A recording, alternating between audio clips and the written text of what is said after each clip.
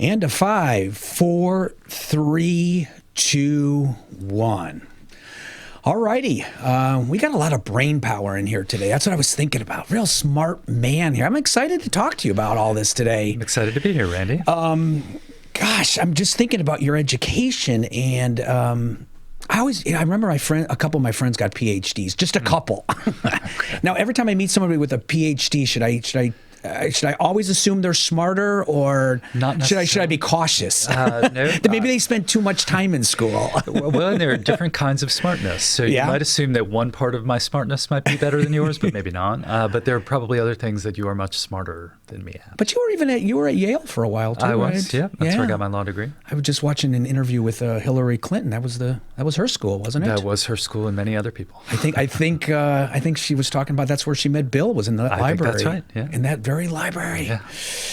All right, we're gonna chat about conspiracies. I love this subject. It is truly one of my favorites. You've written a couple books about it, and you've really examined this subject very deeply. Maybe start off with this. How do we define a conspiracy? How do we even define what we all label as a conspiracy? Conspiracies go on around us all the time. I mean, conspiracies are a bunch of people getting together to accomplish a goal.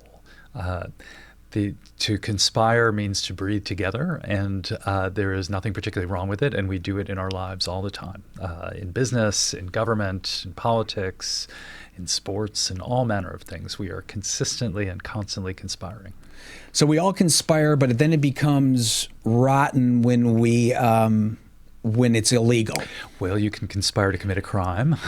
That would be one thing that you could do. You could also conspire to take over the world, or to take over a country, or to take over a state or a city, or an area of business, or things like that. It seems like what really got you interested in conspiracies, if I understand it correctly, and maybe really affected you as a young guy, was Nixon's impeachment. Yeah. I think it was something that maybe really triggered something in your mind. And I think it was a turning point for America at that time. Mm-hmm. It was the first time that we really saw that, wow, our government maybe isn't as open as we think, or as truthful as we think. Well, I don't think it was the first time that's been true for America, but it's certainly for, assuming that we're around the same age, for folks like us, it would be an important moment of recognizing that, as you noted, things aren't quite what they seemed. It's funny, I was texting with a friend of mine who is a middle school teacher who was having his civics class watch the impeachment hearings yesterday. For those at home, there were several law professors in front of a congressional committee considering the law of impeachment. And I just thought, well, that's really great for those kids, because they are really going to remember that, and going to remember how the system works or doesn't work, as the case may be. And it'll be an important moment for them that they will remember, in the same way for you and I think, thinking about the Nixon's impeachment and ultimately his resignation and moving away from the White House. So what do you remember about the Nixon impeachment that really triggered something in your head? Was it disturbing that he wasn't telling the truth or connecting all the dots? What do you remember? I think I was too young to have understood the precise nature of what was going on, and it was not something that we were talking about in school. I mean, during the impeachment, I was about 10, so I was about the age of my daughter is now, actually. And it was not something that I completely understood what was going on. It just seemed as though this was a president who had been shamed for having done wrong, and for having those wrongs get disclosed to the public, and having therefore to leave, to resign his post. And in a lot of ways it seemed kind of mundane. My life didn't change particularly from it, which is a sign of a good government and a good system, that we could have a peaceful transition of power from someone who had engaged in some pretty corrupt activities. So when you watch what has been happening in our government today with the impeachment, do you see similarities, differences, totally different story? What's your conspiracy theory on this? It is difficult when you're in the middle of things to really evaluate how well they compare and contrast. And you see a little bit of that, particularly from older reporters and op-ed writers and opinion makers and things like that about how, well, this is just like Watergate or this is quite a bit different. And it does seem different. We're in a different period, and Trump is quite a bit different from Richard Nixon. So there are some real differences there, but there are some pretty strong similarities. The Washington and the country at that moment were pretty racked by conspiracy theories in the 1970s. And Lord knows we are still the same today. And we had a president who was convinced that there were sectors of the legislature and of his own executive branch that were out to get him. And he wasn't wrong. And I think that it's true of our president today is convinced that there are parts of the world that are out to get him, and he's not wrong. Yeah, there's a lot of interesting sound bites and recordings of Nixon talking about his day and time where, sort of his version of fake news, and everyone was out to get him. And the deep state. And the deep state. I mean, and then you hear this today and you go, well, some of that is true. Yeah. And then some of it just sounds like I understand why Nixon was a very paranoid man with all the things he went with going up against Kennedy and stuff like that. Sure. I understand when he got in that position why he was such a paranoid man. I get it. I probably would have been very similar to that. But I hear a lot of the same things with Donald Trump these days, and it's so hard to decipher what he's talking about at times, because I can't believe that every single person you hire, you've worked with in the past, you've been associated with, is against you. Everyone. Yeah. Nobody lives a life where every single person is against you. Except for your close family. Well, if they speak against you, then they're against you too. Well, that's true.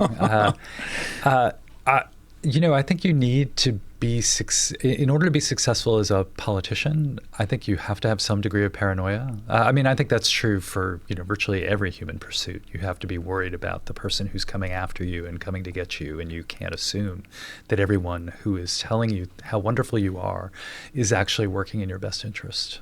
So I can understand that. And maybe having propensities in that direction is actually helpful to success. It certainly hasn't hurt Donald Trump. So would people claiming that this whole thing is a conspiracy, is that a fair statement from people? Or is this just facts and we're trying to lay them out and connect the dots? Well, I think it is fair to say that there are conspiracies going on all the time, and that there are aspects of what President Trump is going through that constitute a conspiracy. But there might be reasons for people to be conspiring against him. There are conspiracy theories that have some grounding in truth. I think he's not wrong to believe that there are parts of federal bureaucracy that don't particularly like him and don't like his policies. But that's true of all civil servants. That was true during the Obama administration with parts of the federal government. So that isn't necessarily a conspiracy, but at least it has some grounding in truth. Or it is a conspiracy in some respects, but there's nothing necessarily wrong with it, and there are certain checks and balances within our government to protect the office of the president from civil servants who would otherwise undercut their authority. But there are also conspiracy theories that are not grounded in truth, that are grounded in speculation and perhaps instances of truth, but inferences drawn that have very little to do with truth. Well, in fairness to Trump, too, it's always about power, right? Everyone wants that power back. In other words, the Democrats don't like you having that power. Right. So that's a scary thing for them, and you will do anything to get that power back, right? Government will. I mean, I think that's probably right. You'd like to think that it would be about policy differences and about a somewhat different vision of how the federal government should operate and what we should do and when we should go to war and and how we should relate to other nations and things like that. But it is also, as with any pursuit, about personal ambition and about the desire for your team to defeat the other team. Isn't that what a lot of this is about, too? We're very still, tribal, and it's tough for people to admit they're wrong. So if they voted for Trump and even if he wasn't doing things the way they would like, it's hard to admit that you picked the wrong guy or I picked the wrong president, and it's tough to stand forward and say, ugh, that was bad, you know? Well, I think that's true. I mean, I know that after Nixon resigned in disgrace, there were probably a lot of people who claimed that they voted for McGovern in 1972. Probably more people that actually did vote for McGovern. Yeah. So there could be an element of that too. I don't know. I mean, there are people who are willing to, I don't want to say change teams. There are people who are unaffiliated with a particular team, who are willing to, I wouldn't say look at it anew every time, but are less informed, less interested in things, and are voting based upon their gut feelings or, responses to the individual candidates rather than the policies that they represent. And I think those folks can change their mind pretty frequently and seem to have a lot to do with who wins elections in a fairly well-divided electorate with an electoral college that, can swing in different directions. So there are a fair number of voters who voted for Obama who ended up voting for Trump, for example. Yeah. Well, it's weird. Like, I know I get crap sometimes because I am a registered independent. And some people out there will tell you there is no such thing as an independent, sitting on the fence. But I totally disagree. I can honestly tell you I understand why people voted for Trump. I get it. They were so fed up with government, the same old routine. But by the same token, I also can stand there and go, well, that was a dumb thing he did, or that was a dumb thing Obama did. Yeah. And I don't know why that is so hard for people to admit that and then to stand back and go, yeah, I wouldn't vote for that person again. That's not in our best interest or my best interest. I'm amazed how people vote against their own interest. I'm always amazed at that. It is. I think it speaks to the extent to which politics or maybe government, people don't have that strong a feeling about. They don't really, either they don't connect the dots or they don't care about the dots. That is, even if this means that they're, something, they're the provision of health care, some benefits that they might either receive, that they might receive, would go down. They don't trust the person who would give them more, and they prefer to be led by someone who would give them less. Right. I'd like to think it's a sort of rational decision to do that, but maybe it's not. Maybe it's just people going with their gut and deciding, I don't like Hillary. I'm not sure that I like Trump, but I don't like Hillary, so I'm voting for Trump, even if that might mean that some things that Hillary would do for me would make my life a little bit easier. Yeah, and I think, in fairness to everyone, I think that one of the tough things is people don't really know the issues that well. People are not reading like they used to. They're not reading newspapers. They're all gone. They're, getting their news from Facebook, and they're tired. They come home. Right. And so it's just easier to be affiliated with a party, be a part of that party, and if they tell me I'm for this issue, then fine, I'm for this issue. Yeah, I think it's been like that for an extremely long time. It's just our connections to the party are much different than they used to be. I think that people would be connected to the party in part because of their parents, or in part because of their union, or their neighborhood, or some other thing that was besides Facebook or Fox News or MSNBC or whatever it is that they pay attention to. And those kinds of ties that we might have had before have broken or no longer exist. So people are still voting for their team without really understanding things, which I think was true back then as well.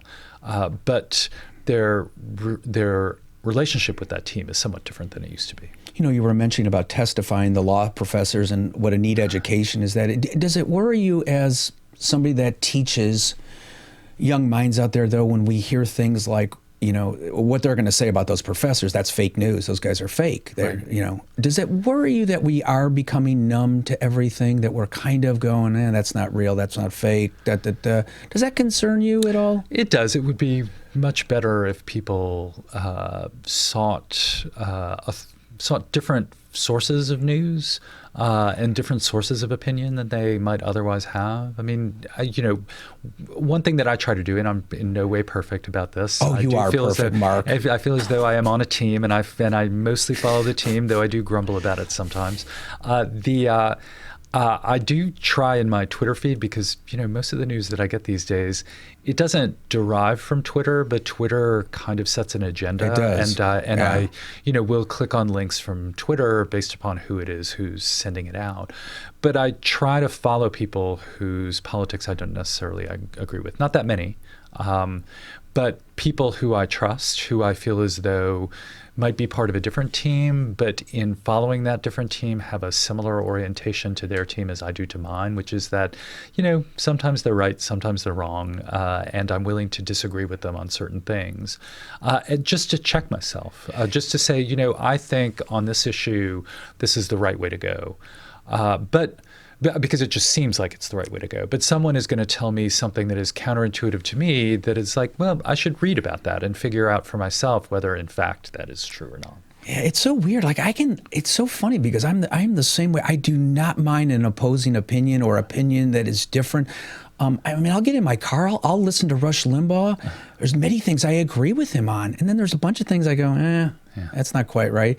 Same thing with the networks from Fox News to CNN. I'll turn on shows. I go, they're right on this. They're completely right. And then I'll switch over and go, they're right, but they're wrong on this. It doesn't like personally affect me. No. I kind of look at it as let's just solve the problem so we can all move on and get on with our lives. But people don't want to seem to do that. No, and sometimes it's hard to figure out what the problem is, right? I mean, it's one thing to say, let's solve the problem, but sometimes the disputes are over whether there is a problem at all.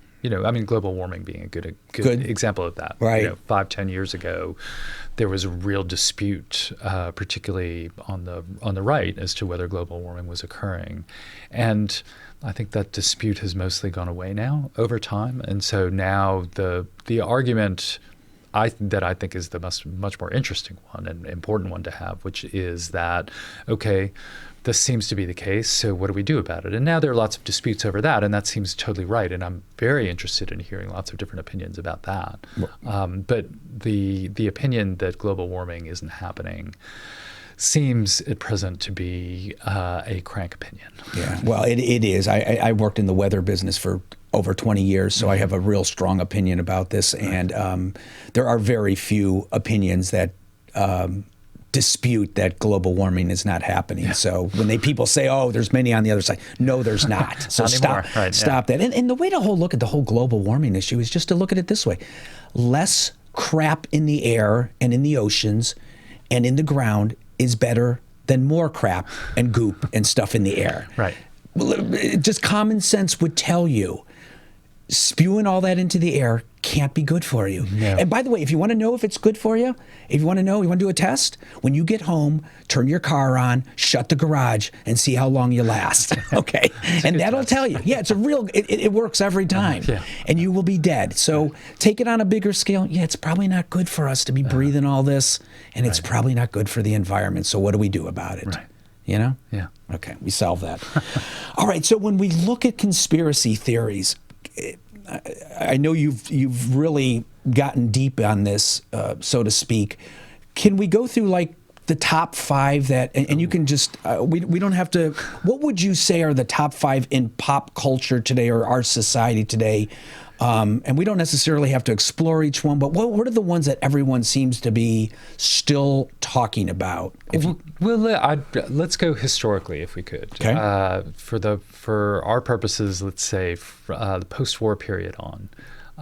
Kennedy assassination, I think, continues to be, less so for young people for whom, if you think about it, Kennedy was killed 56 years ago now. So the majority of the population wasn't even alive. The vast majority of the population in the United States wasn't even alive when he was assassinated. The fact that it remains somewhat of a historical interest, I think, suggests that it was a pretty important moment in U.S. history, and so it remains an important conspiracy theory. The conspiracy theories surrounding 9/11, I think.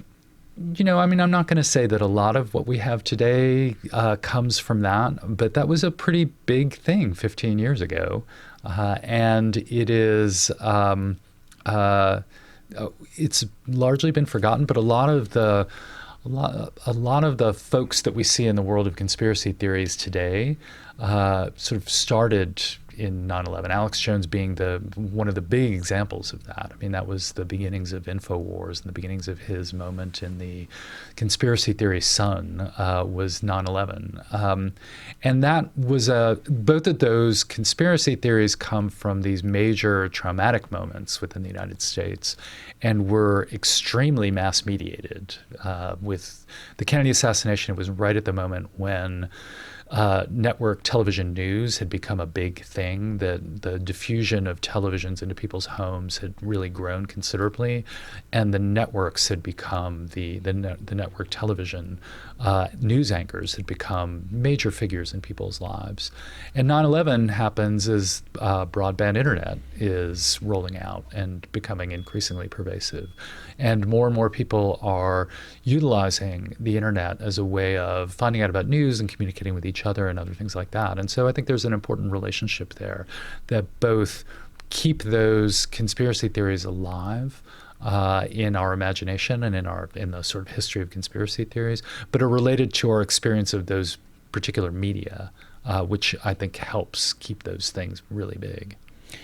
9/11 is one that I don't know if it's a conspiracy. The thing that bothers me the most about it, and I've read and watched a lot of videos about it, I don't know how you can go through all the facts of 9/11 and not at least scratch your head and go, huh, that's odd. I don't understand how. Listen, here's what I'll tell you about this. I don't think George Bush and Dick Cheney were sitting off to the side like Wile E. Coyote with a thing, yeah. And it went 3, 2, 1. Okay, I don't believe that at all. Uh-huh. But when you look at the different things, like obviously Building 7, the way both those towers came down, when you look at the hole inside the Pentagon and you go, where are the wings to the plane? When you look at one of the passports, a copy of the passport found on the sidewalk outside one of the buildings, you go, and there's about 20 other things I can name, you just scratch your head and go, yeah, that is a little weird, yeah. Odd. Yeah. Now, maybe we're just connecting dots, but when I look at like a Building 7 falling, and I think some 1,500 architects around the world now all agree there's no way those buildings just fell down. Yeah, it is odd, and it's weird to me that when other people don't go, oh no, that's what happened. At least go, it's weird, it's odd. Yeah. Don't just tell me it's normal. Yeah. No, I mean, I think similar things are said about the Kennedy assassination, less so with engineering and architecture, right, and more with just the weird constellation of people who had something to do with something relating in some way to the assassination itself. And I think those aspects of both of those events are what make them so rich for conspiracy theories and why they continue to be gifts that keep giving to people who want to look more closely at them. Do we just like to talk about it? Does that make us feel better to understand complicated, unanswered questions? Is the best way to attach it as a conspiracy? Is that how we settle horrifying things in our minds, maybe? Well, I mean, I think that's an aspect of it. That both of these are fairly traumatic events. That the idea that a president could be assassinated by some crazy guy off the street, or the idea that we could be attacked and attacked with our own planes in a really anomalous way, seem really strange and put into doubt the kinds of things that we have been able as a country to mostly avoid over the last couple hundred years, except in the self-inflicted wound of the Civil War, of just that, we are impervious to attack.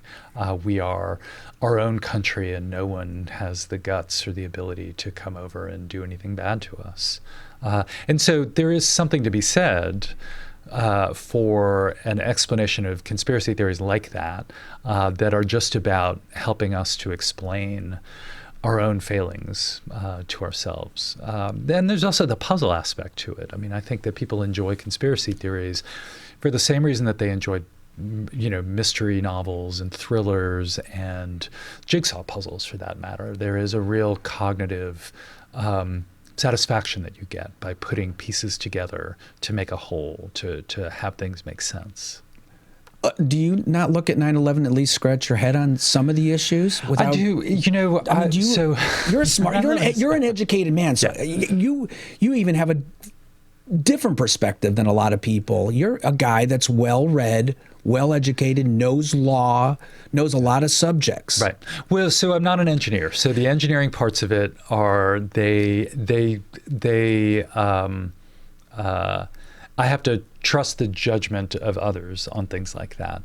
To me, the larger questions that are interesting and why it is that I'm willing to hold out for a Kennedy assassination conspiracy and less so for 9/11 is that for there to have been someone other than Oswald to have shot Kennedy would not have required an enormous machinery at work. It could have been a small group of people who were able to successfully find a vulnerability, both with Oswald and with Kennedy's parade route and other things like that. And it wouldn't be that difficult to keep that secret among a small number of people. It would be really hard to have accomplished 9/11 in the way in which many of the conspiracies would have us believe, without having that come out. It's just too difficult. Too many people that would be needed to be involved, whether they were planting explosives, or getting on the planes, and just somebody would come forward and speak. Something would get disclosed. I mean, it is just so difficult, as we see with the president, who, it would require of the conspirators an enormous amount of organizational ability and omniscience and omnipresence, as well as the ability to keep a secret. And if anything we have learned over the last 100 years, no one keeps a secret. Nobody can shut their mouth. No one can shut their mouth. And, information just travels, sometimes just by mistake, something unravels and things come apart. But then I think that when we talk about conspiracies, I think the government then can clear these things up. Like one of the perfect examples from 9/11, I don't know if you remember this, is first we were told all the cameras around the Pentagon were off. Do you remember that? There's 80-some cameras around the Pentagon. All of them were off on 9/11. Okay. Then suddenly you kind of heard that they were on, but the one camera where you see the plane and it's all, they would only release like 20 frames. Yeah. Why not just, there's so many people sitting out there going, just show us. We're not all going to die of some fuzzy video of a plane going into the Pentagon. Right. Just release it, show it, and then end it. Yeah. Why do you think with conspiracies the government just doesn't clear this up? Well, it's not just a conspiracy thing. So the other book that I've written is about how government tries to manage information flow, and it does so very poorly. On the one hand, when you ask for information from government, it is extremely reluctant to do so. So we have a number of laws, both at the federal and state level, that require the disclosure of information. There are a lot of exceptions in the federal system that the government uses, sometimes takes advantage of in order to delay or try to keep from disclosing documents that they either don't want to disclose or they just don't want to disclose generally what it is that they're doing. In Florida, it's a little bit more difficult, but the tendency of bureaucracies, the tendency for all of us in our private and professional lives is to try to keep from disclosing information, particularly when asked. I mean, it's one thing when you go on Facebook and without really realizing it, you're giving Facebook all this data about yourself, all this tracking stuff. But if Facebook were to come to you and to say, we want information from you, you're like, no way, I'm not going to give you that. Right. And, bureaucrats are like that. And I don't mean that in a bad way. I just mean that people don't really want to give up information that they have. They feel as though it's you're being insufficiently deferential to them, but also it's like, are you suggesting that I'm doing something? I couldn't possibly be doing something.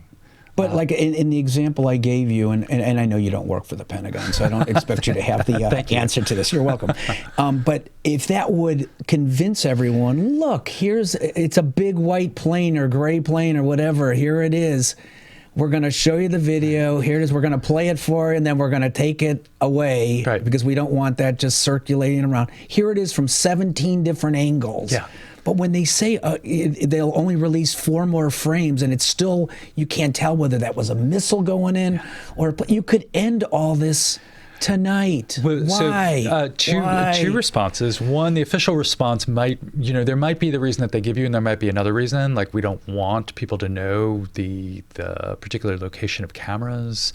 The more information that we give, the more of our enemies would learn about us and our practices and the ways we act. That would be a typical response of the Department of Defense, which does not like to give out information, particularly relating to things relating to national security, like the security of their own building. So that would be one thing. The other thing would be there's a premise that you have that the disclosure of information will end speculation, right? Mm-hmm. So President Obama offered up his birth certificate. That still hasn't. Really? Solved We're not done with that yet. We're not done with that yet. Really?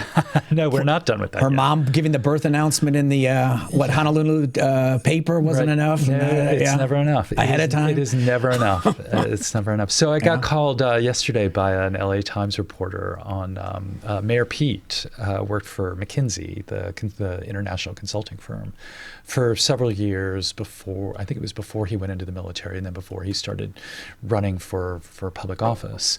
And he, as part of his employment with McKinsey, he signed a non-disclosure agreement, which, let's assume all, important employees of McKinsey sign a non-disclosure agreement, which means that he can't speak of the things that he did. He can talk about the fact that he was employed by McKinsey, but he can't say what he did. Now, non-disclosure agreements are pretty typical, and they're sort of the way that the way that a lot of companies operate, and they have very good reasons for having non-disclosure agreements. Usually, it's because they've got trade secrets. They don't want their competitors to know what they do. Their clients might not want the world to know what it is that they hired McKinsey for, or even the fact that they had hired McKinsey. Right. For a variety of reasons. So there are good reasons to keep this information disclosed. But the problem is there have been a number of news reports about some shady things that McKinsey has done and some shady clients that McKinsey has represented, autocratic governments, pharmaceutical companies, things like that.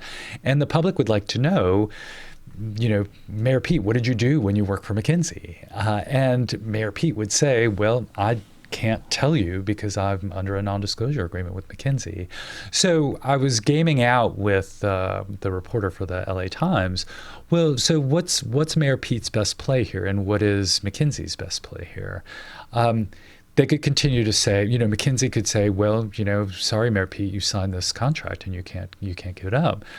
And Mayor Pete might, we don't know what Mayor Pete actually did for McKinsey. Maybe he did something shady, maybe he didn't. But maybe it's in his best interest to say, I can't say anything. Right. It's an interesting dilemma. So maybe Mayor Pete would say, well, doggone it, the public is right. They do have a right to know. So I'm going to say I'm going to just give a sense of who it is that I worked for, and I'll disclose something. And maybe McKinsey would be like, okay, we won't sue you for that. That seems fine. We understand the dilemma that you're in. But if he gives out anything, that's just going to send 1,000 reporters scurrying around trying to figure out, okay, well, what did he do for them? So any information that he gives is not going to actually close things off and figure and answer the question that people might have over that. I'll let this go, but just the Pentagon, just one last thing, because I know how you steered away from me. Right. You wanted to get me away from the subject because I won't let go. It's the only one part of the building that was reinforced recently. Did you know that? I did not know that. Yes, I think I knew that at one time. Yeah, but I the don't know only it now. section of the Pentagon that was reinforced at one time, and every pilot would tell you you could never steer a plane into that low of that type of flight pattern into it. So right. Okay. Well, so, let's imagine what other speculations there could be. Because one of the interesting things about conspiracy theories is how, on the one hand, we imagine, sometimes correctly, sometimes unfairly, the government is terrible, that they're completely inefficient, corrupt, they never do anything right. But for a conspiracy theory about the government to work, you have to assume not just a sort of normal level of ability, but an extraordinary amount of ability. That you can not only engage in a series of planned acts where you know what the end will be and the end result is perfect, but that you can keep secret how all that occurred. So It's possible that the contractor just screwed the government on it, right? That it was supposed to be reinforced, but it wasn't reinforced well. And that would be a scandal within the Pentagon to disclose information about that. So there might be other reasons for that occurring that would be consistent with the Pentagon not wanting to disclose much in the way of information relating to that. But it's funny, we say like the government can't keep secrets. Didn't we really learn from like the Gulf of Tonkin recently that was a complete lie? Right, yeah. And they it's not just recently. And they kept that a secret, or just, did we mention that didn't happen? Right. And that's why we went to war. So you can understand why people feel this about like 9/11. Exactly. Of course they'll lie to you. So to be clear, even if I don't believe in the 9/11 conspiracy theories, the tendency to distrust the government, I totally get. Yeah. Because the government will lie to us, with some straight to degree your of frequency. face. Sure. Yeah. And about important things. Right. And every time that they do that, they add to the possibility of people down the line saying, well, you're corrupt. So the idea, for example, of President Trump saying that there's a deep state out to get him, it is easy to say, well, he's crazy. The people in the intelligence services and the people in the State Department, and in the Pentagon, they're all, upright and they always tell us the truth, and et cetera, et cetera. Well, we have a long history in this country of their lying to us about all manner of things, which makes every effort at times to say, well, no, we need to trust the government, really problematic. And so I think the best response to that is to be deeply skeptical when the government gives you an official response that seems not necessarily to align with the facts. I think the wrong thing to do is to assume that there must be a conspiracy. I mean, you can hold that out as a possibility, but to assume that the government's lying means that there is a conspiracy going on of dramatic proportions, I think is it can send you down rabbit holes that are not good for you and ultimately not good for the country. Well, and you're right about with President Trump and the deep state. I mean, obviously that could even explain the death of Kennedy. I mean, right? I mean, they didn't like what he was saying. They didn't like what his brother was saying. And you're going to do what? Right. And Castro wasn't thrilled about what you were saying. I know. Nobody was thrilled. Right? The mafia wasn't thrilled. So when President Trump does talk about a deep state, I don't know. How deep is it? Yeah. No, I know. I think the problem is there's never just one deep state, right? I mean, as with the rest of the country and the rest of the world, there are lots of competing interests involved in all manner of things going on within the State Department, within the intelligence services and the like, and all manner of conflictual approaches to different things that are trying to get their sway. See, and I don't think you have to kill someone now to get rid of them. I don't think you have to do that at all. You just have to assassinate their character. That's all you have to do. Right. Character assassination works wonders.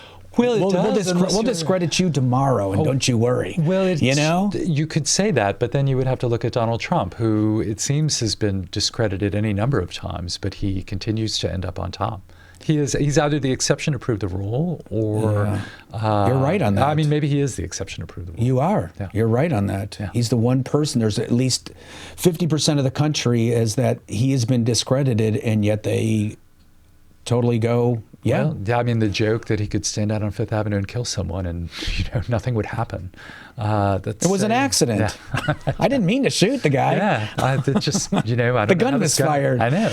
You're right. Yeah. You're right. Okay, so we talked about those two. What other conspiracies since World War II would you still? You mentioned the Kennedy assassination, right? 9/11. What else are big ones we still all kind of are bothered by? Well, the moon landing was a big thing. It's never been clear to me what percentage of the people, or it's never been clear to me that. Do we mix flat earthers in here too? Is this part? Well, I suppose we could. That's part of the explanation, right? Okay. Yeah. So the moon landing, that came back with the 50th anniversary. So that's a thing. We had a guy named Bob Seek in here. He was the launch director for I think 25 shuttle flights alone, and then he was there through the moon landing as well. And I can tell you, I can rest assure everyone out there. Okay, they didn't fake it. Yeah. He was there. Yeah. It was real. Right. They struggled. They did positive things. Yeah. And he also assured me that the Earth isn't flat too. Just That's good to know. There's a lot. I know. Really, next time you you're got on breaking news here. Yeah. Well, we try to expose things around here. Yeah. So I don't think that one still does. It still hold off as a conspiracy? Really?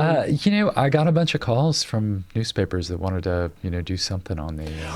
You know what bothered me? I remember too, like one that what they used to do on when they were showing that the moon landing was fake was the flag, because it wasn't. Right. It was stiff. Yeah. Well, they had put rods in there to make it, because they knew you wouldn't read the flag, so it wasn't stiff because it was fake. There was an explanation. There was an explanation. Yeah. So the moon landing is one. I don't know. You throw some at me.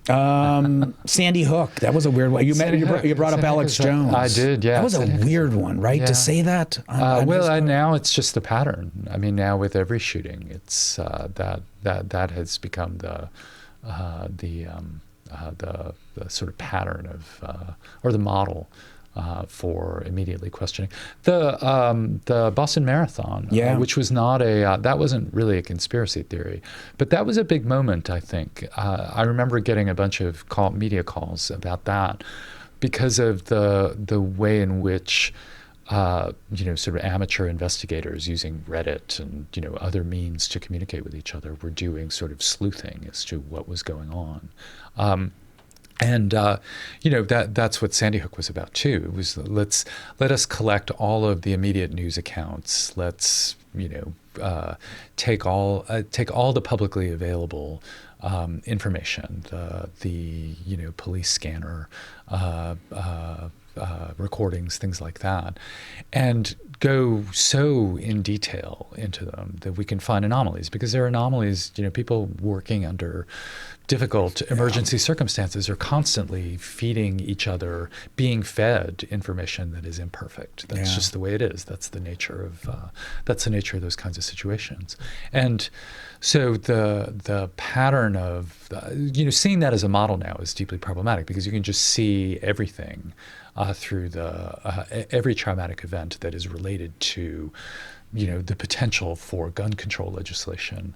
To just view it that way is just a miserable, terrible way to go through life. Now, I mean, that is a consistent way that conspiracy theories go. So when Jeffrey Epstein was found dead, just put it that way, I remember really clearly what I was doing when I received a text from my sister, acting as though I was clearly in front of a television set, but I wasn't. I was, I was playing tennis with a friend, and so it was like, well, that wasn't surprising that Epstein was killed, that Epstein was dead. Right.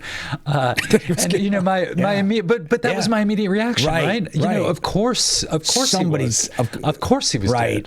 dead. He served no useful purpose in the world for anyone, least of all himself. Right. And so my immediate response was, well, something happened there. There is no way that he should have been left alone in a way that he could have killed himself. So even if cameras were off. Yeah. So I mean, it becomes maybe like it's the same cameras at the Pentagon. Maybe it's the same company that built those cameras. But it is just like 9/11 insofar as it is. You could come up immediately with all manner of theories. The Clintons got him, Trump got him, whoever got him, Prince Andrew got him. You could easily come up with scenarios in which he was murdered, or in which he was allowed to commit suicide with, some promises that if he killed himself, things would get buried or whatever.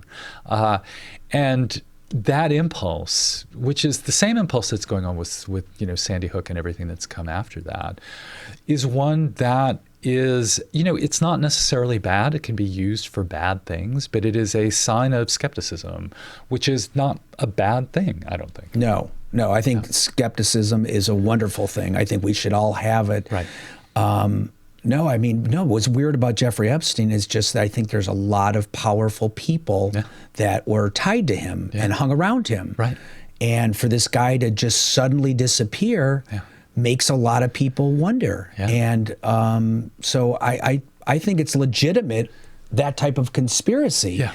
Now, he died in a prison. Like, do we think that's odd? No, people die in prisons all the time. And the conditions in prison are miserable. Right. And the conditions at this particular prison were miserable. I have more questions like, why was Bill Clinton on that plane 25 times? Like, what? Yeah. What? I know my wife. If I was on, and then later found out I was on Jeffrey Epstein, she'd have a question like, what were you doing 25 times that you had to fly with him? Yeah. Huh? What did you guys do? Yeah. What did you guys talk about? I know. I mean, all manner of people had connections to him. Yeah. It is it's a perfect snapshot. You can understand why people feel this way about conspiracies. They want answers, and then when you can't get them from anyone, and our leaders and our politicians hide from us, we're upset. We are. Yeah. No. And and that's another instance in which the Pizzagate stuff, which is crazy. Right. That was Alex Jones again too. Well, it wasn't just Alex Jones, but Alex Jones was certainly broadcasting. And for our viewers that don't understand, can you just explain it a little bit? What they claimed. Yeah, I never know how many.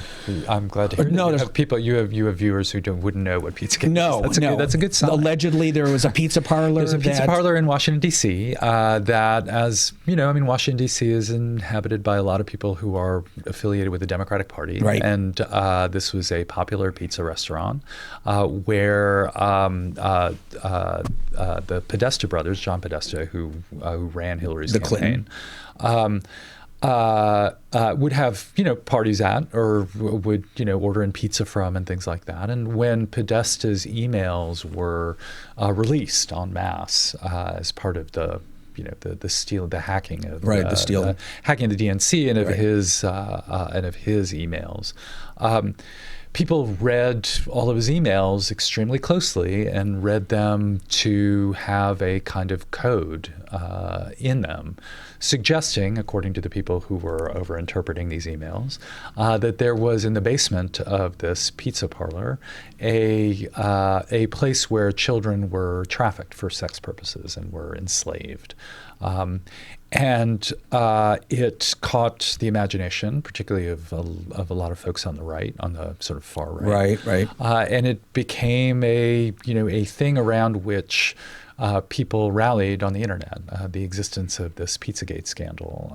And so it led one poor soul to attempt to storm the pizza place with a gun to free the children. Unfortunately, there isn't a basement there, and there were no children there. Right. A small problem. So there have been lots of conspiracy theories over the last several centuries. Did you ever see any of those emails? Were those public? Yeah. You can still find them. Was there anything weird as you looked at them, or was there anything that was like, that's a weird. Well, God, if anyone saw my emails. No. But did it make sense where, that is... there were, and I know you're not examining this like a lawyer. So, in fairness to you, nor did I. I mean, I looked over the email evidence that people said were clear indications of this. That's my question. Yeah, no, they were. I mean, they were weird in the sense of any email correspondence that you have with people over a long period of time, who are your friends and coworkers, where you have certain inside jokes and certain shorthand ways of saying things. If read with a connotation of like, there's something suspicious going on here, we'd all be in trouble. So no, but to get back to the larger question, there have been lots of conspiracy theories over the last few centuries that have been about groups, whether it was Catholic priests, whether it was Freemasons, who were involved in some sort of sexually deviant activity, including white slavery, taking young women into slavery and trafficking them from place to place in order to indulge your own perversions. And this is just another version of it. The sad thing is that, there is some basis in this. There is, sexual predation that goes on, particularly by men of power, not organized in quite the way, in the sort of satanic, ritualistic way that was described in the Pizzagate conspiracy theories. But, Jeffrey Epstein and the world in which he helped create and in which he lived is one that we live in.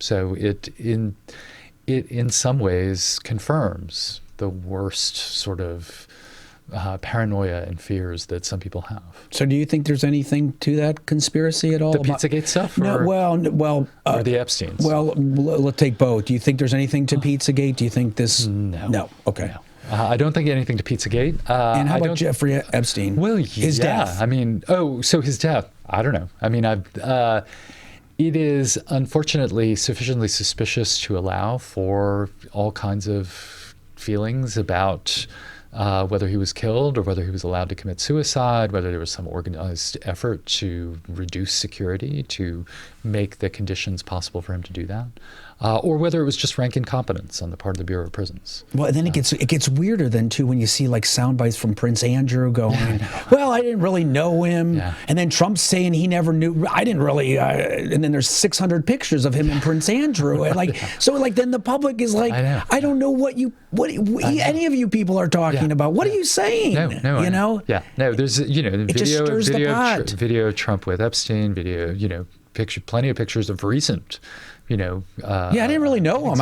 What's his last name? Epstein? And I know. click. Yeah. Wouldn't you be better served by just saying, I knew him, but it had nothing to do with this? I think Prince Andrew tried to do that. I think he tried. To like, I never really met that girl. Oh, you have a picture of me in that girl? That I don't know if that's Photoshop with my hand around her, and so. Well, and also the way in which he was like, it's sad what happened, or right. He didn't seem particularly concerned about the victims, and that is that is a sign of privilege. So from your investigation about conspiracies, is the media have a role in this, that where they aren't doing their job to help solve these things? Because here's what I believe. I believe investigative reporting is over with. There's nobody doing really deep investigations that people pay attention to. I'm not saying it's not being done, but people aren't seeing it or reading about it. Is the media to blame to only stir conspiracies further or to not clear them up? Well, that assumes that they can be cleared out, right? I mean, that's the same assumption that led President Obama to release his birth certificate, in the hopes perhaps that this would end all speculation. So I think there's a lot of really good investigative reporting going on. I mean, a lot of the stuff with Ukraine was the result. A lot of the things that we're still learning about what happened in Ukraine is the result of investigative reporting. It has limited effect. That's what I'm saying. Are people even seeing it? Are even people listening to it? Are they hearing it? Yeah, is that the media's fault? I mean, I don't know. That presumes that the media would have the purchase in our society to persuade people off of these things, and it's not clear that it would, outside of the bubbles in which bubbles is too narrow a word, but the people who are paying attention are paying attention, but there are a lot of people who aren't paying attention, and the degree to which folks in authority outside the media are not paying attention to things and are lying or are trying to get people to not pay attention to stuff that the media is reporting. That has an effect too. So it can't be just the media that is responsible for this, and the media is running into the stone wall of a changed media landscape in which they just don't have the authority or the money that they used to have because their business models have run out of steam. Isn't that dangerous for all of us? Yeah. Because wasn't that the whole point of journalism, the watchdog of society? And well, I mean, that's a particular moment of journalism, but yeah, certainly in the 20th century, that was the ideal that journalism presented of itself. I mean, we have a longer history of journalism where it wasn't, where it was more like what we have today, where it's like a bunch of competing tribes. So, one political party would have a newspaper and another political party would have a newspaper, because running a newspaper is not cheap, and you need support. And so where are you going to get support from? The people who have interest in the news. There's an advertiser-supported model, but that has now, mostly gone away. And so, we're sort of back into a world that was more like the 19th century than like the 20th century in that regard. And so maybe the 20th century was weird. Maybe we're not in a weird time. It was the 20th century that was weird in that respect. So can you give an example of something that was a conspiracy and then we've sort of solved it and realized it was, I know the Nixon example is sort of a good one. Is there other ones that you look at and go, wow, we've come full circle on that? Well, I mean, we come full circle, but then we go back again. So the COINTELPRO, which was the effort by the FBI, and the CIA had its own version of it, and a lot of state law enforcement entities had similar versions of this, of trying to infiltrate dissident groups in the late 1960s and 1970s, in order to, in a sense, run them aground by stirring dissent within the groups, or surveilling them. And what was their biggest concern? What were they worried about, these groups? The infiltration of communism. Yeah, the infiltration in student groups of communism, and all sorts of other bad things. Fill in the blank of whatever bad thing that you're afraid of. But communism was the big baddie at that period, and it was trampling on people's civil liberties. It was going beyond the legal scope of authority for law enforcement entities like this. And so in the aftermath of that, there were all manner of congressional investigations and new laws put forth in order to curb abusive policing practices domestically.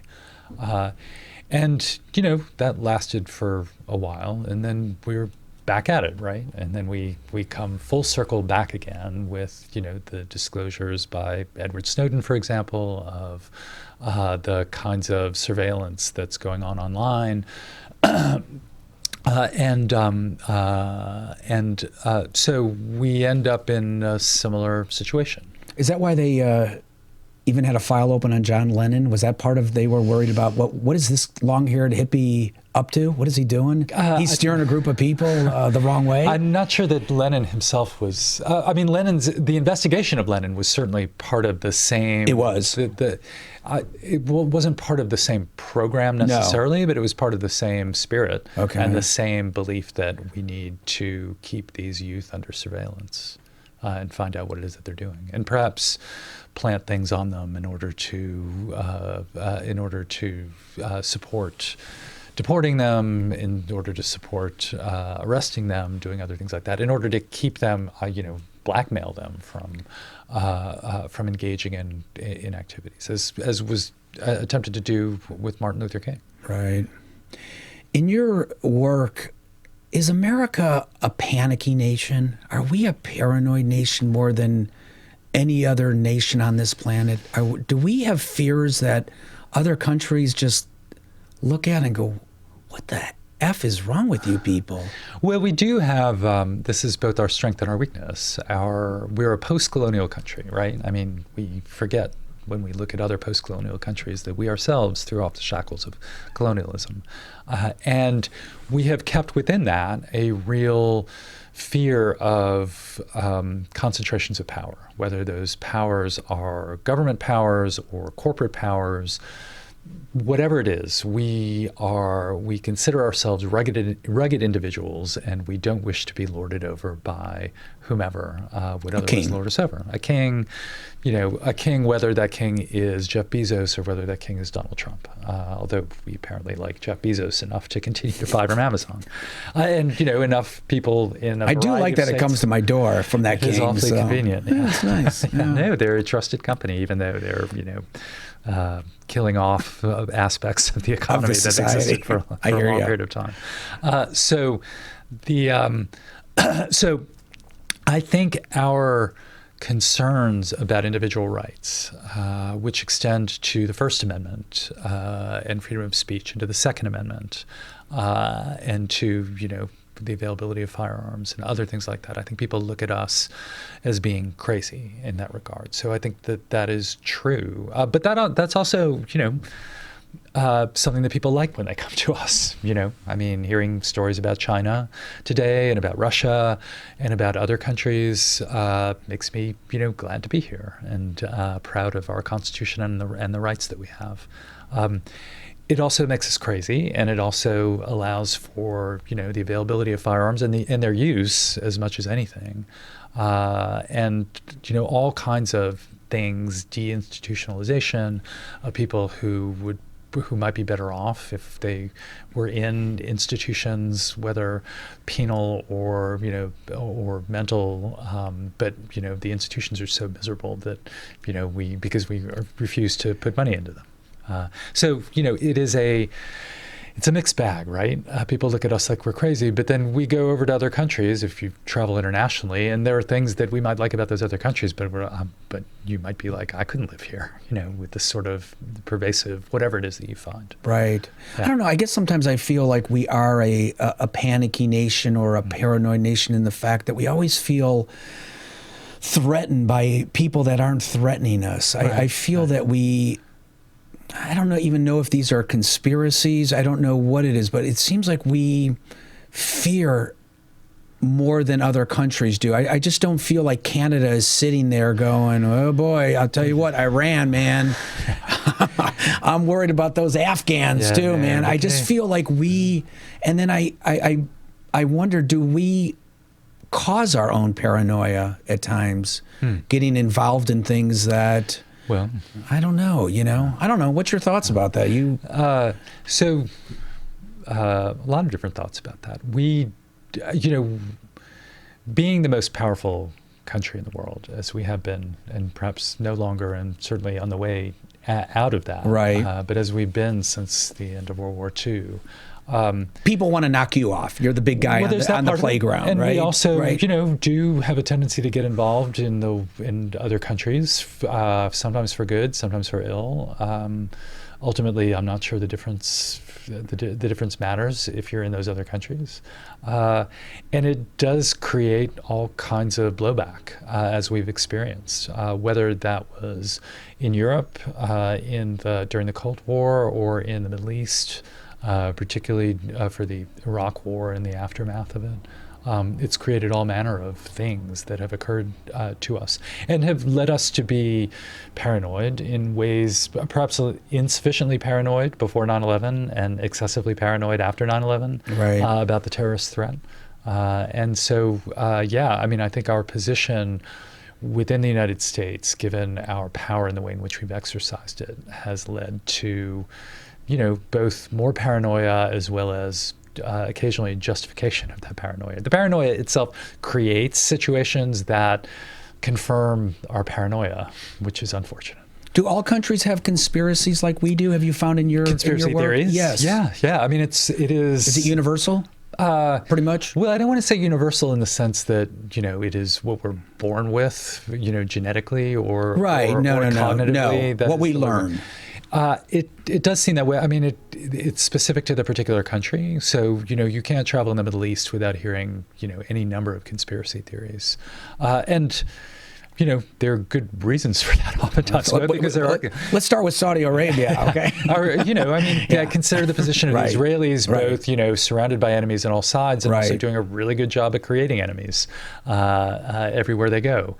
So, the colonial system itself was a conspiracy and created all kinds of conspiracy theories surrounding it, both within the countries that were colonial powers as well as within those who were subject to those colonial powers. Do you think the people in China are kind of mumbling to themselves about their own conspiracies? Well, they have their own. I'm sure quietly they do. Whispering to each other. I think the Chinese would like us to believe that they don't have conspiracy theories, but as in the Soviet Union, there was in the midst of a deeply autocratic regime, people had their own way of joking about and spreading information about what was going on and the conspiracy of the state.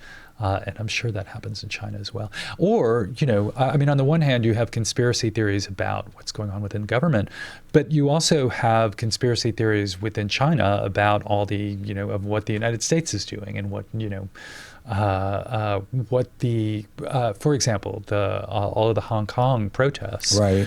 The theories abound within mainland China that it's all being trumped up, that it's the United States and England and other countries that are stirring this pot up.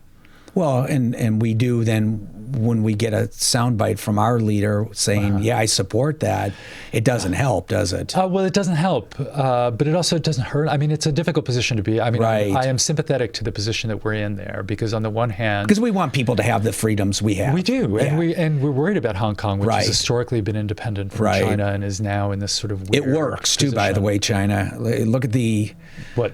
Hong Kong works. Well, it was working. Yeah, well, yeah. Before all the protests, Right, the yeah. economy works there. So Yeah, yeah. take note. Right. Yeah, it's not such a bad idea. Yeah. Yeah. I wanted to get your opinion since you're at the University of Florida, and you are a man who works in the educational system. Are what's happening on universities? I just want to get your thought about this. Do we have more freedom of speech on colleges today, or are we going in the other direction? I think the concern is overblown. I can speak for my own segment of the university. And don't I speak think bad of the Gators, okay? No, I won't. I won't say anything about the football team. No, okay. Can I? Well, I won't say anything bad about any sports. No, I know you won't. I know. No. Honestly, is there? Are we going in the wrong direction? About you hear about comedians. They won't go to college campuses to perform because political speakers will not come to major universities or even small colleges because they're going to get booed off the stage and everyone's going to write a bad article about you. Well, it's a difficult. I don't know. I mean, I don't want to. I'm torn on this because I do want the university to be a space where people can debate ideas and can have disagreements. It's I don't want to tread carefully. I want to tread carefully. It is my employer. Treat them well. I know. It's. I see the variety of sides here. I mean, I think the biggest problem that the university has as a space is that we have a vision of what the university is, which is based upon a particular historical moment in time within the United States, which is after World War II and the vast expansion with, the veterans coming home and the desire to develop a real public higher educational system, which really, was started in the late 19th century, but really took off in the mid 20th century. Of the university as a place that was welcoming to everyone. And it has developed into an increasingly strange corporate phenomenon where that's actually a good description. You're right. Where it is a combination of a place of learning, but also a place of a consumer good. Right. A business. A business where the consumers are king, as they are in everywhere. Whether it's Amazon or whoever it is. Yeah.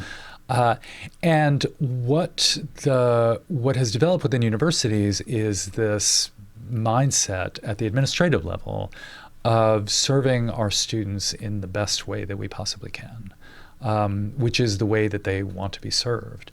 And that occurs not just when it comes to high-profile speakers, but in all manner of things. It's just like, what is it that the student wants? And the educational good is a weird thing. It is, as a friend of mine's mother once said, who was herself a professor, and I'm sure she didn't coin it either, education is the one consumer good where the consumer wants less for their money.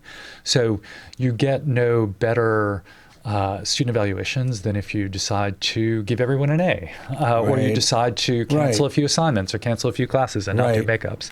So as part of that larger way of reframing the university, which, by the way, includes, and again, I'm not speaking ill of the football team, but our highest paid employee within the university and within the whole state is the football coach. Sure. Which is bizarre in itself, of course. Yeah, and that's what the alumni care about. And so the university is not this great place of learning. It is a place of a delivery of consumer goods, and the consumers are the alumni for the sports teams and student life for the students. A part of that is the idea that the students should be able to say what it is that they're learning and what it is that they want, whether that's for politics, whether that's for the food that they get served, whether that's for the courses that they're offered, things like that. And to isolate, several troubling instances of students acting badly because they're 20-year-old, people with their testosterone and with their libidos and with their, couple beers and still forming political ideas. Right. To isolate those as the problem of the university, I think, is to misunderstand some of the larger issues with the university. Well, maybe the problem, maybe I worded that wrong. Maybe the problem isn't the university, but it's the students themselves. In other words, like if a Republican comes and speaks on a campus, they're roasting the person because they had a differing opinion than much of the university or the people sitting in that. I don't understand that. I don't understand why you can't listen to an opinion and just go, I don't agree with that, but okay, it was interesting. Yeah. Okay. Yeah. But it doesn't seem like it seems difficult for opposing opinions and views and jokes coming on college campuses today, right?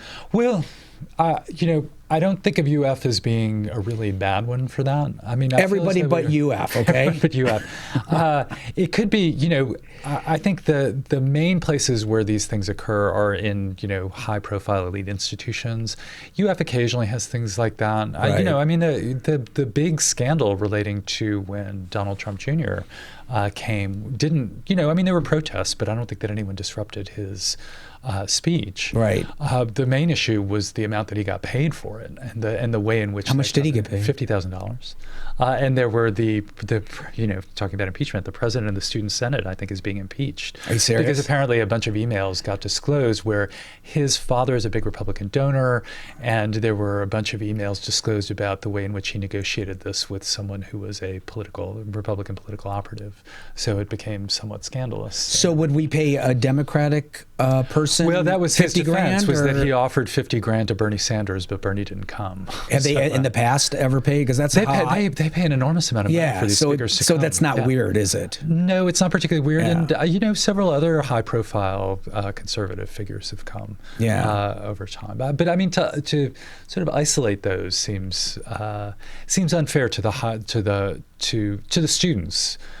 Who are merely responding to the way in which they get treated. The Varsity Blues scandal, the way by which, these sort of lower level celebrities and rich people got their kids into these fancy schools by paying someone hundreds of thousands of dollars to do that, is symptomatic of the larger issue of, the way in which we view universities and the way in which we treat them, which is unfortunate.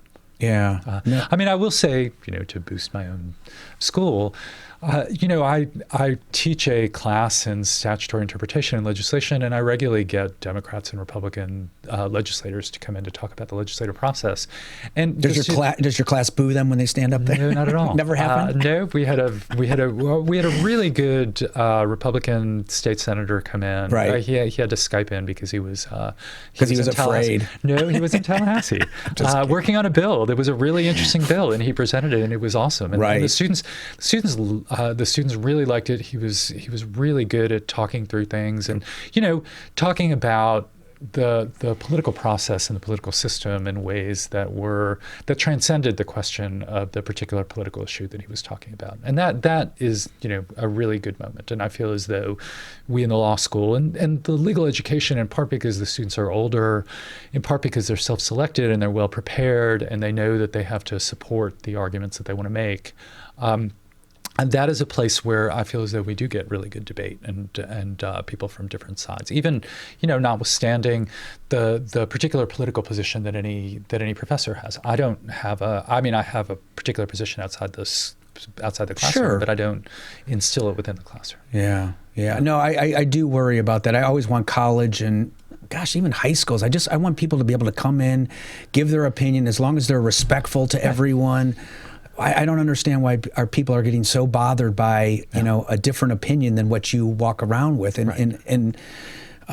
well, so long as you can support the opinion. Absolutely, right. Yeah. And if you can't, you will be booed. But I don't want to see people upset so much that person couldn't come back, or another person from that party can't come back. Right. I don't like that. Or to disrupt their talk. Yeah. I mean, let them talk and then take care of it in question and answer period, or just walk out. I mean, there's nothing wrong with walking out. That's a good protest. Don't tase me, bro. Yeah.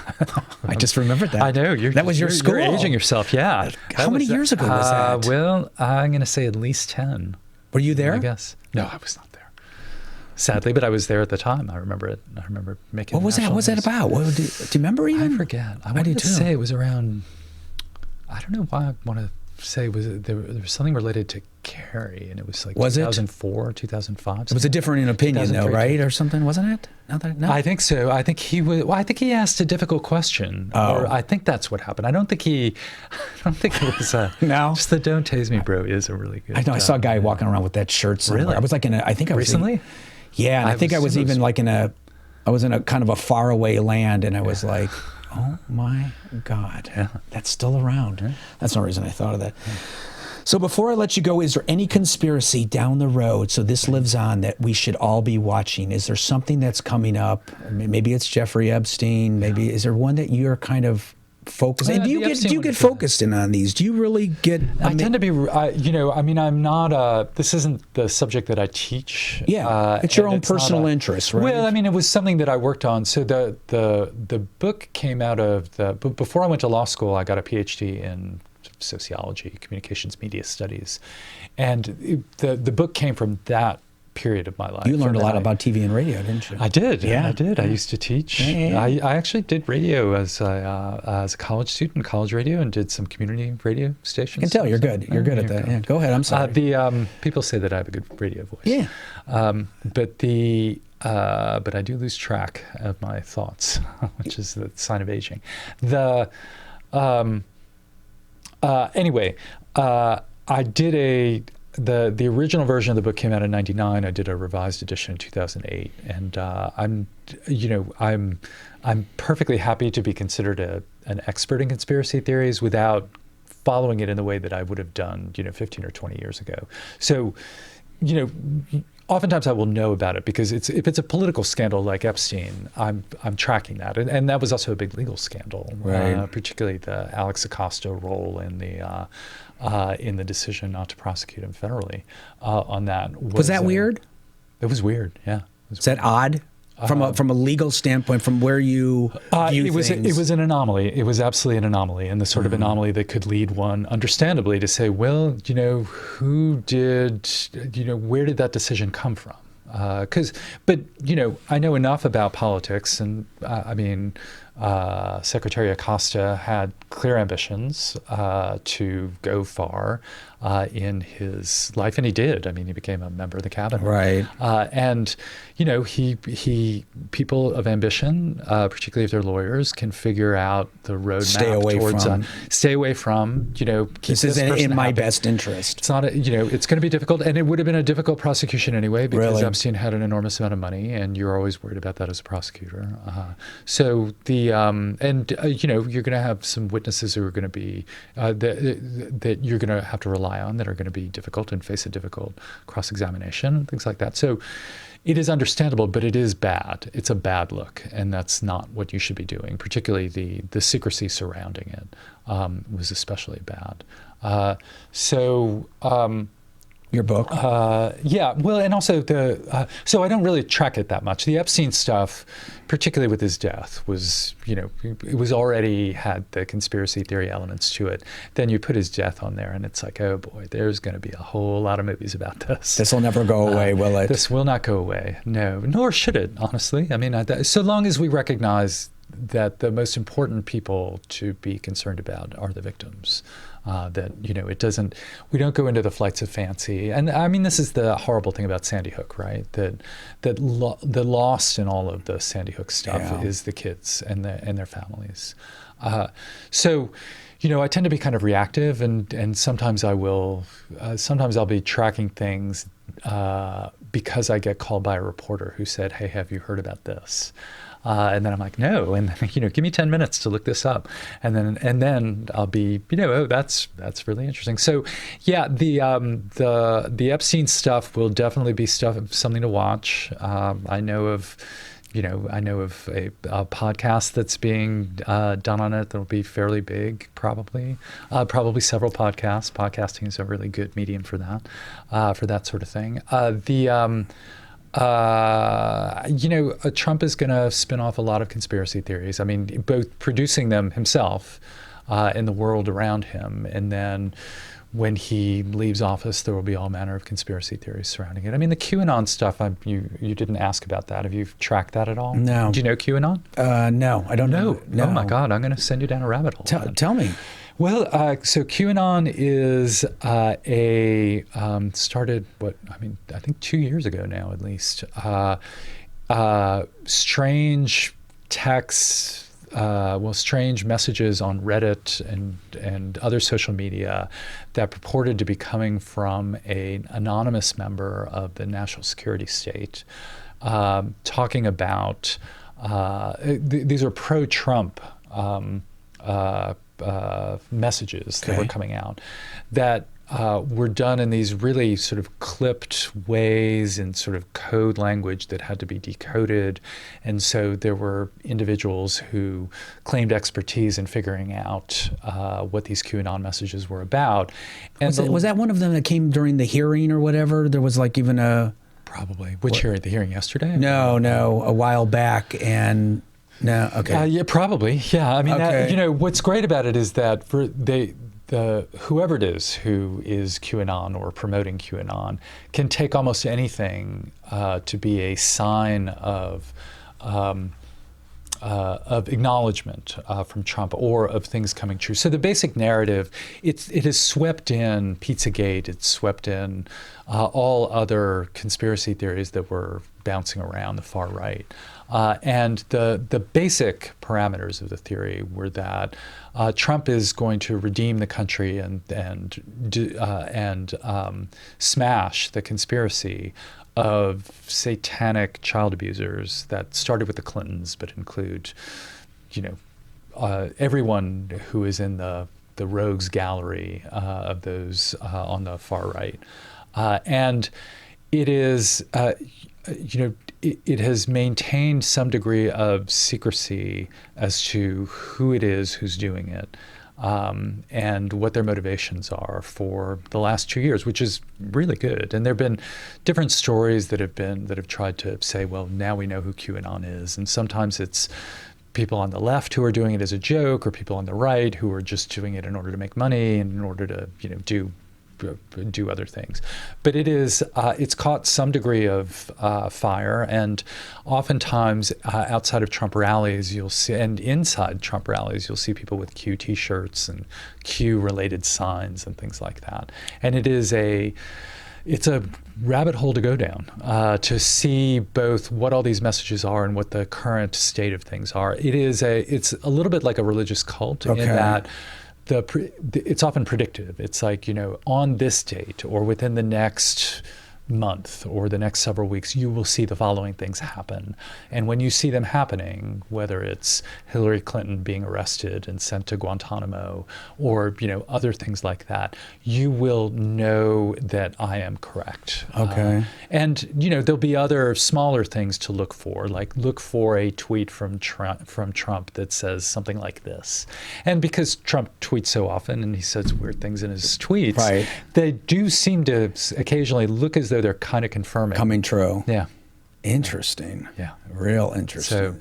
So look for It's almost religious-like. It is. Yeah. And it is. And, a lot of conspiracy theories are religious-like because they are very much about studying, sacred or, awful texts so closely in order to figure out what it is their meaning is. Before you get out of here, I just remembered one conspiracy I want you to talk about. I can't believe I forgot this, was aliens. Aliens was never my thing. Did you look into the conspiracy of us hiding the Roswell stuff Yeah. on Area 51? A little bit.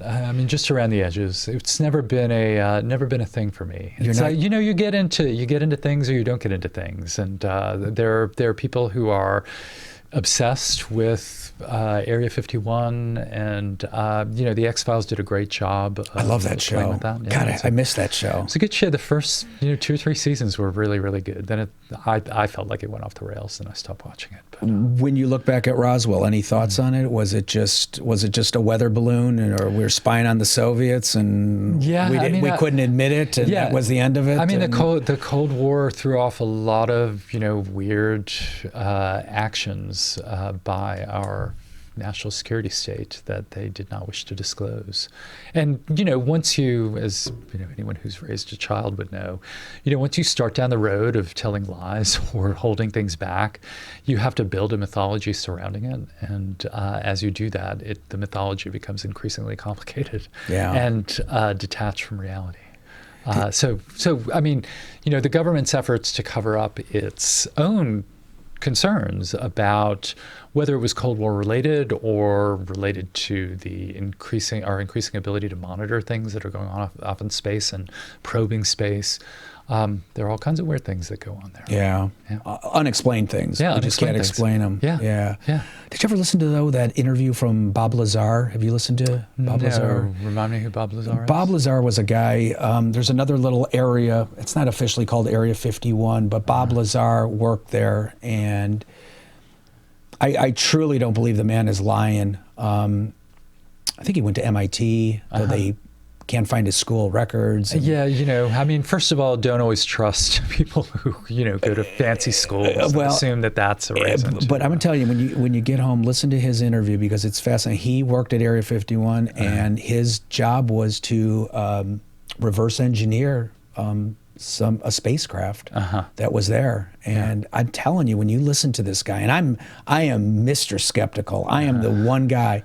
I don't think he's lying. I don't think he's lying. I don't. There's nothing in it for him to lie. You'd have to listen to his story, though, and it would make sense. But, I mean, do you think the government, we're talking about that the government can't keep good secrets? Could they keep a secret like this, that they have found aliens, that they have... do you think that's something? Really difficult? I mean, you get people like Bob Lazar and other folks like that who disclose this. But you just say that person's a kook. That's all you have to do. Well, that would be character assassinate them, and then right. They didn't say anything. But do you think you could keep a thing like Roswell secret, and they found some aliens and it crashed in New Mexico? And I don't know. It would be hard to keep the secret, but I don't know. Yeah. I don't know anything about that. It seems that to me the thing about conspiracy theories that I find interesting is less the conspiracy theories themselves, but the tendency that we have to believe in them, and the relationship with government and with authority that it speaks to. The fact that we do believe in them, and that storytelling that we have, that these are really, really good stories that we get sucked into really easily, and that every genre plays with conspiracy theories. Every genre of television and film plays with it. I mean, that's why The X-Files was so great, was the way in which they played with conspiracy theories. And that practice that we get engaged in of just like, ooh, this is interesting. Let's go down this rabbit hole. And yeah, that's an anomaly. Can you explain that? Can you explain that? And trying to fit all these pieces into a whole, or taking a whole that exists, like the single bullet theory, and that Oswald was a lone gunman, and starting to crack it, see the cracks in those stories.